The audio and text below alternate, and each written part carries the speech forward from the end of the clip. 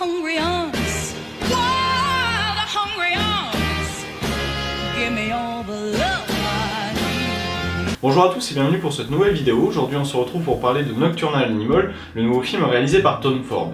Alors ce film j'en attendais beaucoup parce qu'il y a Amy Adams et Jake Gyllenhaal dans le casting et deux acteurs qui sont splendides, je pense qu'on peut le dire. Amy Adams je l'adore parce qu'on l'a vu très récemment dans Premier Contact où elle était mais splendide.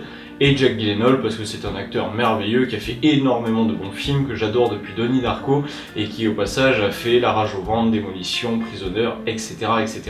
Presque que des bons films, franchement tous les films dans lesquels il joue, je trouve que sa prestation d'acteur ajoute énormément au film et c'est ça pour moi qui fait qu'un acteur est un bon acteur, il faut que sa prestation ajoute quelque chose au film vraiment. Et là avec Jake Gyllenhaal c'est toujours le cas et avec Amy Adams c'était vraiment le cas dans Premier Contact, donc j'avais de grosses attentes par rapport à ça. Et je dois dire que je n'ai pas du tout été déçu parce que les deux acteurs sont splendides pendant ce film, c'est vraiment impressionnant, leur prestation est parfaite, il n'y a presque rien à reprocher. En plus de ça, la réalisation de Tom Ford est vraiment ultra angoissante, très oppressante et c'est vraiment superbe, ça ajoute beaucoup au film. Parce qu'en plus de ça, la BO se rajoute par-dessus avec énormément de musique, avec des cordes frottées ou encore du piano et franchement ça ajoute énormément à l'angoisse du film, même si la musique est très discrète, si on y fait attention, elle est là et elle ajoute beaucoup. Et vraiment je dois dire que j'ai trouvé l'angoisse dans ce film absolument impressionnante. Franchement, j'avais adoré La fille du train, qui nous offrait donc une angoisse pareil, très travaillée, vraiment une sensation de malaise pour les spectateurs tout au long du film. Mais là, dans ce film, dans Nocturnal Animal, c'est vraiment encore plus marqué, encore plus flagrant, et vraiment le spectateur, je pense, ressort de la salle mal à l'aise. Parce qu'il ne comprend pas tout ce qu'il a vu, parce que certaines choses mériteraient des explications à la fin du film, explications qu'on n'a pas. On laisse une fin très ouverte qui laisse énormément de possibilités, énormément de théories, et on ne sait pas vraiment en quittant la salle ce que nous a apporté le film. On est troublé, perdu, parce que le film est là pour ça, pour nous angoisser, pour nous oppresser, et nous faire nous sentir presque mal par moments. Et ça, le film le fait très bien. Tu l'aimais ? Je lui ai fait quelque chose d'horrible. Je l'ai quitté, et sans mettre de gants. Bon alors après je zappe un petit peu ce générique du début qui est ultra long et qui vraiment est interminable pour moi, donc avec des personnes en train de danser, des personnes un peu fortes physiquement, et du coup elles sont complètement nues et on se contente de regarder ça en se disant mais c'est quoi ce film ? Qu'est-ce que je vais voir là dans quelques minutes ? Et on est ultra surpris de voir ça, parce que la majorité d'entre nous ont vu la bande-annonce avant d'aller voir le film et qu'il n'y avait rien à voir avec ça. Et là du coup on est complètement surpris, on ne sait pas du tout à quoi s'attendre, on se dit mais c'est quoi ce délire ?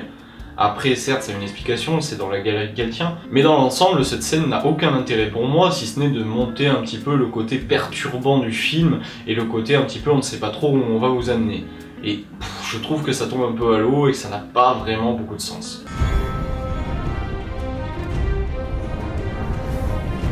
Bon alors du coup c'est difficile de parler de ce film sans spoiler, donc je vais faire une partie spoiler, vous pouvez la passer en allant directement à cet endroit-là de la vidéo, parce que forcément avec ce film il y a tellement de possibilités, on peut imaginer tellement de scénarios, que forcément il faut spoiler pour en parler. Bon alors forcément je commence par la théorie la plus plausible on va dire, le personnage de Suzanne, donc joué par Amy Adams, reçoit un scénario envoyé par son ex qui a écrit donc ce scénario pour se venger quelque part d'elle, parce qu'elle l'a quitté en le traitant de faible en plus au passage, et qu'en plus de ça, il s'est rendu compte qu'elle avait avorté d'un enfant sans même lui en parler.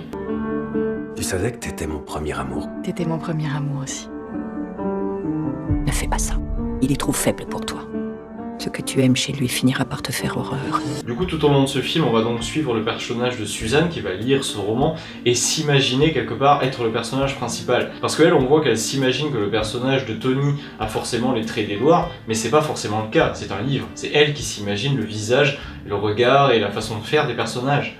C'est elle qui imagine beaucoup de choses, c'est pas un film qu'elle regarde, elle lit un livre. Et du coup le personnage de Tony ne ressemble peut-être pas du tout à Edward, c'est peut-être juste elle qui l'imagine. Du coup elle lit ce livre, elle découvre un Tony, et donc on peut faire un parallèle très facile avec Edward, qui est un personnage faible et qui a du mal à défendre un petit peu sa famille, etc.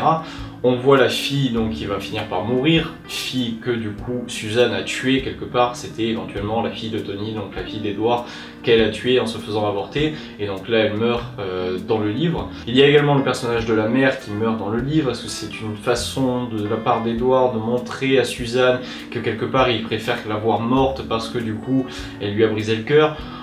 On peut aller très loin dans le raisonnement. Après moi je pense que cette façon de voir le film est peut-être un petit peu trop simple et que peut-être le réalisateur voulait nous montrer encore d'autres choses.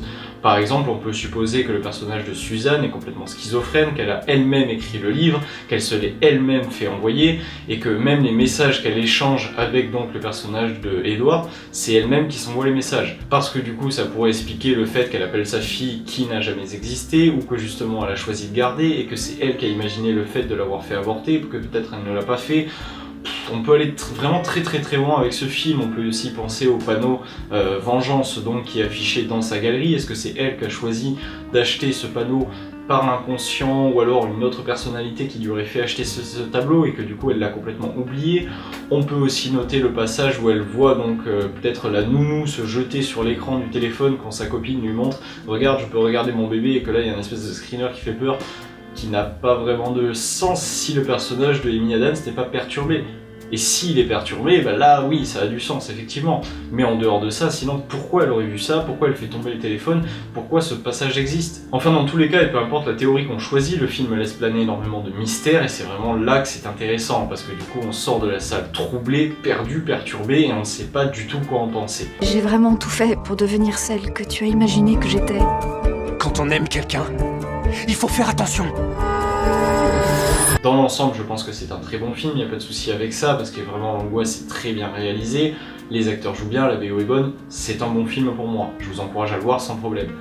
Mais on est tellement perdu au final en sortant de la salle qu'on est un petit peu gêné quelque part. Et c'est bien du coup, parce que ça fait réfléchir au film par la suite, on se contente pas de se dire bon voilà j'ai vu le film, je l'oublie, plus de raison d'y penser, on continue à y penser et on se dit qu'on veut le revoir pour arriver à comprendre ce qu'on n'a pas compris. Et pour dire quelques mots sur la scène de fin, pareil, on peut supposer donc que le personnage d'Edward s'est suicidé juste après le fait d'avoir appris qu'elle avait avorté du bébé. On peut imaginer que c'est lui qui quelque part assouvi sa revanche en n'allant pas à ce rendez-vous, en la laissant poireauter comme ça dans le restaurant. Alors ça serait bien sa façon de faire parce que c'est quelque part un personnage un petit peu lâche et qui du coup lui laisse imaginer qu'ils vont se revoir, qu'il est devenu un grand écrivain, etc. Et du coup derrière il y va pas, il la plante complètement, il l'abandonne comme par le passé elle l'avait abandonné. Donc ça marche, enfin beaucoup de théories, beaucoup de choses possibles dans ce film. Dans tous les cas, ça reste intéressant. Voilà, donc pour conclure, comme vous l'avez compris, j'ai vraiment apprécié le film, j'ai trouvé très intéressant, bonne réalisation, bonne BO, bon casting, franchement c'est presque un sans faute, ça marche très bien. Je trouve quand même que cette fin ouverte laisse un petit peu trop d'idées possibles, on est un peu perdu en sortant de la salle, j'aurais aimé quelques explications, franchement c'est presque frustrant parce que tout au long du film on se dit putain j'espère qu'à la fin on va nous expliquer, qu'on va pas repartir et quitter la salle en disant je n'ai rien compris à ce film. Au final, j'avoue qu'on sort de la salle en disant, là franchement, il y a 1000 fins possibles, il y a 1000 possibilités de partout. Alors on s'imagine énormément de choses dans notre tête, c'est bien, ça fait repenser au film, mais quand même on quitte la salle vraiment complètement paumé. Et c'est un petit peu dommage je trouve. Voilà, c'est tout pour cette vidéo, je vous encourage à aller voir le film parce qu'il y a une bonne tension, une bonne angoisse tout au long du film et que ça marche vraiment très bien. Vous pouvez me dire ce que vous avez pensé du film ou de la vidéo en commentaire, vous pouvez également me donner vos avis donc sur les différentes théories possibles et imaginables. On se retrouve très bientôt pour une prochaine vidéo, en attendant pensez à la partager et à vous abonner, à bientôt, ciao!